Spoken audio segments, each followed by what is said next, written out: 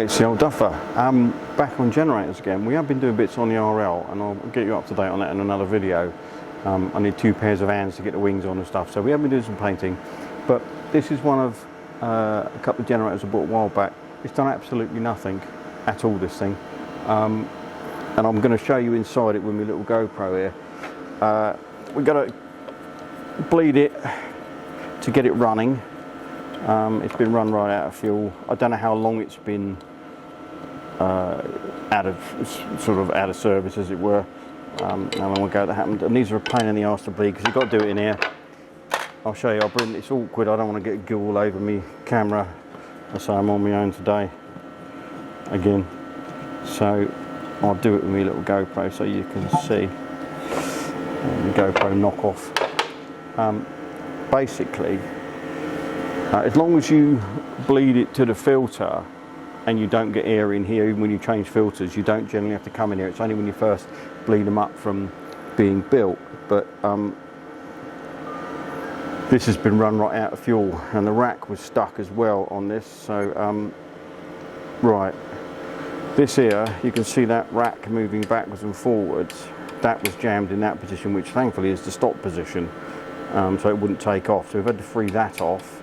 And with DW40 down in the injectors, in the pumps, it's now bled through to the injectors and they're cracking off.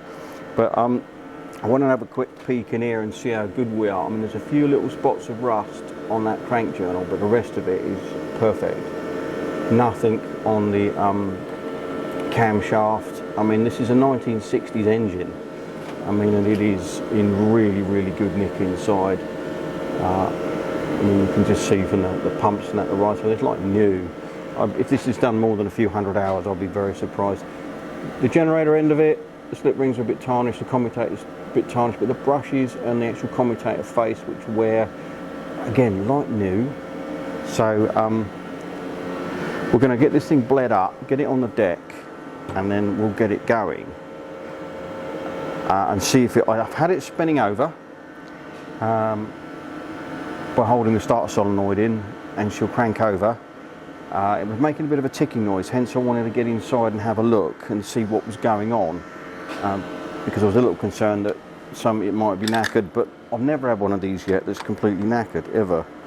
So why does technology gang up on you? Just shut up. Thank you very much. Right. So we'll stop here. I have lashed up a bit of a fuel system here. Obviously we've got to get that up there somewhere. We'll get it down on deck. If it fires, it's going to bounce all over the place. But I just want to see if it produces volts. I know it produces a certain amount of volts because when I was spinning it over by holding the starter solenoid down, the decompressor dropped over and it went on and it tried to start. Obviously with no fuel. So we'll get it all bled up. And we'll give it a go. So we'll come back shortly when I've done all this. As you can probably just tell from the smoke, it inadvertently fired straight up. Oops. And didn't decide to walk around a room too much, and it's producing volts, which I was amazed. So I'll do it again for you. The panel's not working, but hey ho, does it matter? No. Let's just do it. I've got the fuel solenoid there. That's one that operates the decompressor. Obviously I've got no DC coming from the panel, so I've just got it locked up in a run position, which you would have for starting it by hand. But if I whack the start solenoid in by hand,